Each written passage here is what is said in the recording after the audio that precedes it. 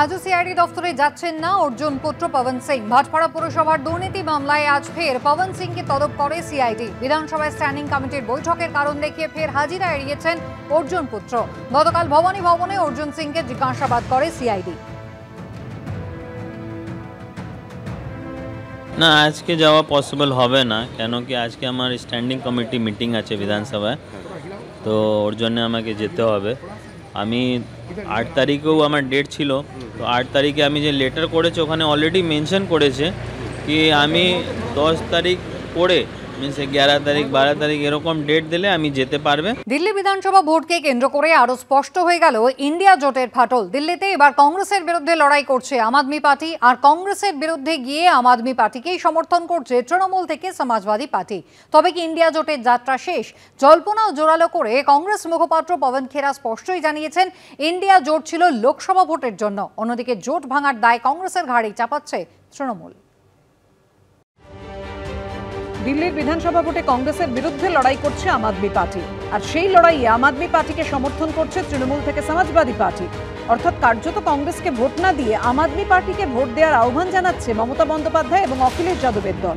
এই প্রেক্ষাপটে রাজনৈতিক মহলে প্রশ্ন উঠছে, তাহলে কি লোকসভা ভোটের সঙ্গে সঙ্গে ইন্ডিয়া জোটের যাত্রা শেষ?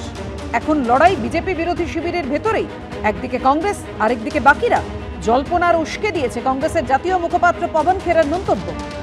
लोकसभा चुनाव के लिए था गठबंधन, बिल्कुल ठीक बोल रहे हैं। वो जो इंडिया गठबंधन था वो लोकसभा चुनाव के लिए राष्ट्रीय स्तर पे अलग अलग राज्यों की परिस्थिति के हिसाब से जो दल हैं, कांग्रेस हो या क्षेत्रीय दल हो, वो निर्णय लेते हैं कि हमें इकट्ठे लड़ना है या अलग लड़ना है। গত বছরের লোকসভা ভোটে বিজেপি বিরোধী দলগুলোর মধ্যে সবথেকে বেশি আসনে জিতেছিল কংগ্রেস, 99টি। কিন্তু হরিয়ানা এবং মহারাষ্ট্রে কংগ্রেসের ভরাডুবির পর থেকেই কংগ্রেসের নেতৃত্ব নিয়ে আপত্তি তুলতে শুরু করে তৃণমূল সহ একাধিক বিরোধী দল। সদ্য শেষ হওয়া সংসদের শীতকালীন অধিবেশনের গোটাটায় কংগ্রেসের সঙ্গে দূরত্ব বজায় রেখেছিল তৃণমূল। সেই সঙ্গে মমতা বন্দ্যোপাধ্যায়কে ইন্ডিয়া জোটের নেত্রী করার দাবিতে সোশ্যাল মিডিয়ায় সরব হন তৃণমূল নেতা নেত্রীদের একাংশ। আম আদমি পার্টি তো সরাসরি কংগ্রেসকে ইন্ডিয়া জোট থেকে বাদ দেওয়ার দাবি তোলে। इंडिया गठबंधन के जो और भी घटक दल हैं, उनसे हम लोग मांग करेंगे कि कांग्रेस को इंडिया गठबंधन से अलग करें। দিল্লির বিধানসভা ভোটে কংগ্রেসের বিরুদ্ধে লড়াইয়ে নামা সেই আম আদমি পার্টিকে এবার সমর্থন করল তৃণমূল। বুধবার সোশ্যাল মিডিয়ায় এর জন্য তৃণমূলকে ধন্যবাদ জানান অরবিন্দ কেজরিওয়াল। এর আগে সমাজবাদী পার্টির প্রধান অখিলেশ যাদবও কেজরিওয়ালের দলকে সমর্থন করার কথা ঘোষণা করেছেন। যে উদ্ধব ঠাকরে মহারাষ্ট্রের বিধানসভা ভোটে কংগ্রেসের সঙ্গে জোট বেঁধে লড়েছিলেন, তিনিও দিল্লিতে কেজরিওয়ালের সমর্থনে প্রচার করতে পারেন বলে সূত্রের খবর। কিন্তু ইন্ডিয়া জোটে আচমকাই আড়াআড়ি বিভাজন কেন? সেই দায় প্রত্যাশিতভাবেই কংগ্রেসের উপর চাপিয়ে তীব্র আক্রমণ করেছে তৃণমূল। এটা তো দলীয় ডিসিশন, রাজনৈতিক পলিটিক্যাল ডিসিশন। স্টেটের বিধানসভা ইলেকশনে আমরা আপকে সমর্থন করছি, কংগ্রেসকে নয়। সমস্যাটা হচ্ছে একটা ইন্ডিয়া অ্যালায়েন্স করে কংগ্রেস যদিও তার নেতৃত্বটা নিয়েছিল, কংগ্রেস তো কারোর সঙ্গে ঠিকমতো রিলেশনশিপই তৈরি করতে পারলো না।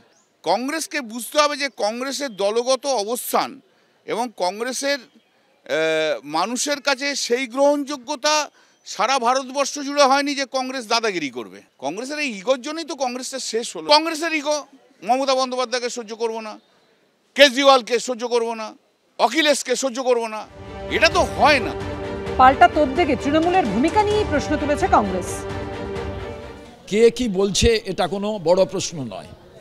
আজ ইন্ডিয়া জোট করলে তো হবে না, নিজেদের ভূমিকাটা ভাবা প্রয়োজন। প্রথম যদি ইন্ডিয়া প্ল্যাটফর্মকে কেউ না মেনে থাকে, 2024-এ 42টা আসনে প্রার্থী ঘোষণা প্রথম তৃণমূল থেকেই করা হয়, তো তারাই তো ব্রেক করেছে।